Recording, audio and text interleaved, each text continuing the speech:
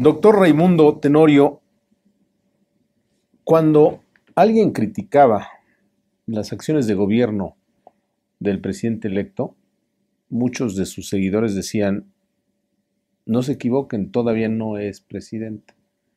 Sin embargo, en el caso del tratado o del acuerdo con Estados Unidos y esta negociación que se está haciendo paralela ahora con Canadá, los propios seguidores de López Obrador se pusieron la medallita.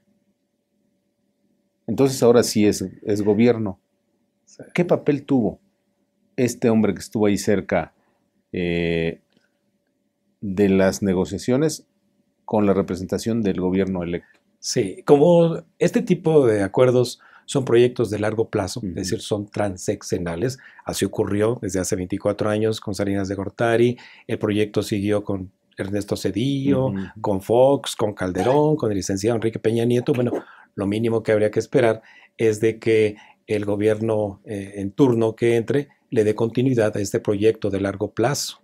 Entonces, si bien es cierto que en campaña, como lo dice el propio Andrés Manuel López Obrador, una cosa es lo que se dice que en campaña y otra cosa es lo que ocurre en la realidad, bueno, pues el incorporar no solamente en el equipo de transición, sino ya en un esquema real de transición, la renovación de un acuerdo de libre comercio, al menos le asegura, de acuerdo al esquema primero jurídico y segundo a los inversionistas, que por lo menos hay interés en dar continuidad al acuerdo.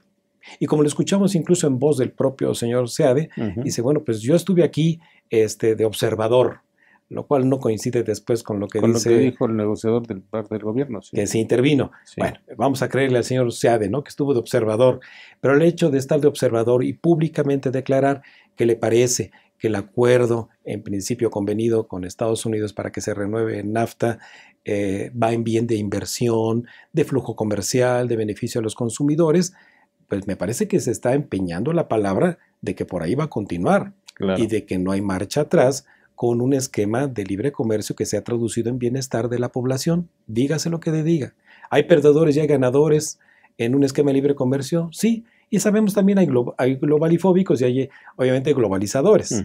Entonces, este señor Seade se ha caracterizado por un pro libre comercio. Entonces, esperemos, ¿verdad?, que al menos en declaraciones ante los medios, ante los ciudadanos, pues haya un compromiso de que este sea de largo plazo y no dar marcha atrás, al menos con lo que está acordado hasta este momento. ¿Fue positivo? Le pregunto que se haya dejado que interviniera, sea como observador o como haya sido.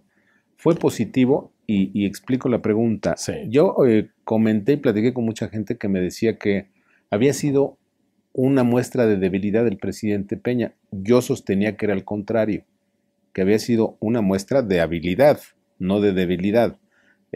¿Cuál es su opinión? La segunda, la tuya, y no obviamente por darte un guayabazo, es simplemente ser práctico. Claro. Sí, fue un acierto de parte del licenciado Enrique Peña Nieto, porque ante el mercado de inversionistas, de tasas de interés, de tipo de cambio, el mensaje es muy importante. ¿Por qué? Porque entonces no hay ruptura en un proyecto de largo plazo. Entonces, el no haberlo hecho, entonces el factor sorpresa, de acuerdo, a partir de una toma de posesión de un nuevo presidente, se puede uno esperar cualquier cosa. Entonces, por lo menos sí fue un acierto haber incorporado al equipo negociador, haya sido como observador o como fuera, a un miembro estratégico del equipo del nuevo presidente, porque esto, repito, ante la voz y el compromiso público es de dar continuidad a este proyecto de largo plazo. Claro. ¿Cómo va a beneficiar en esta plática que le digo? Sí. Había ahí algunos, incluso integrantes del gabinete. Se decía se dijo incluso que López Obrador va a ser el gran beneficiario de las reformas. Y alguien dijo, y el primer beneficio va a ser el TLC. ¿Realmente va a beneficiar al gobierno de López Obrador el TLC de manera contundente?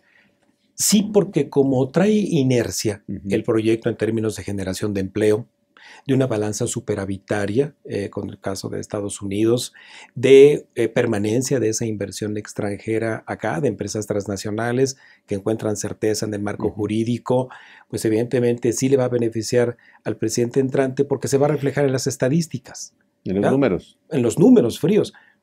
Mayor flujo de exportaciones hacia el mundo, generación de empleos, pago de impuestos, ¿de acuerdo? Claro. Modernización de nuestros procesos de transportación de mercancías hacia el exterior, ampliación de la infraestructura.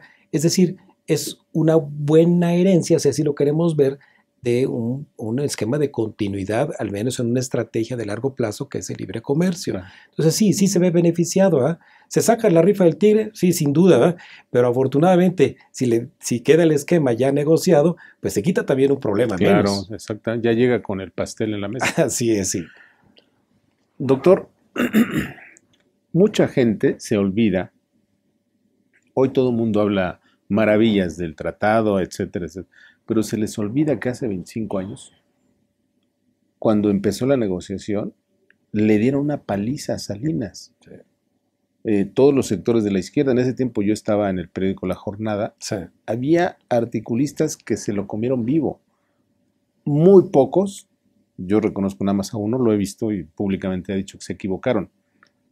¿Qué pasa en esos casos? O sea, ¿cuál es la lección para la sociedad? ¿O también tenemos amnesia?